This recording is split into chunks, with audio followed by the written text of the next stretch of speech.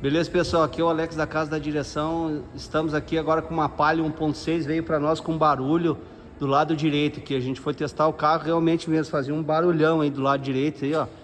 Já foi trocado algumas peças em outro reparador aí, foi trocado os amortecedores, trocado o calço da caixa, o calço do motor ali também, ó, foi trocado também por causa desse barulho aí, nada solucionou.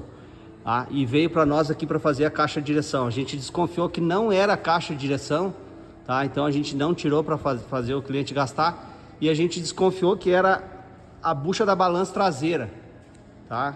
A bucha traseira ali da balança, ó. Então a gente tirou a balança aqui, ó. A gente tirou a balança aqui, a gente já viu que tinha algumas coisas erradas aqui. Uma que a bucha aí, ó, ela tá dançando aí, ó. Tá folgada aí. Por quê?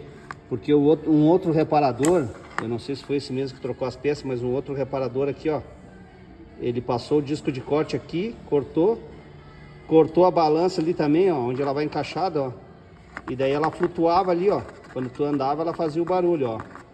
Tá? Então esse era o problema desse carro aqui. Agora a gente vai substituir essa peça aí, ó. Vamos substituir a balança inteira aí com a bucha, vamos dar uma volta e vamos ver como é que vai ficar o carro. Provavelmente vai ficar bom. Tá, pessoal? Comenta aí no vídeo aí o que vocês acharam, tá? Deixa o seu like e compartilhe. Beleza, pessoal? Até o próximo vídeo.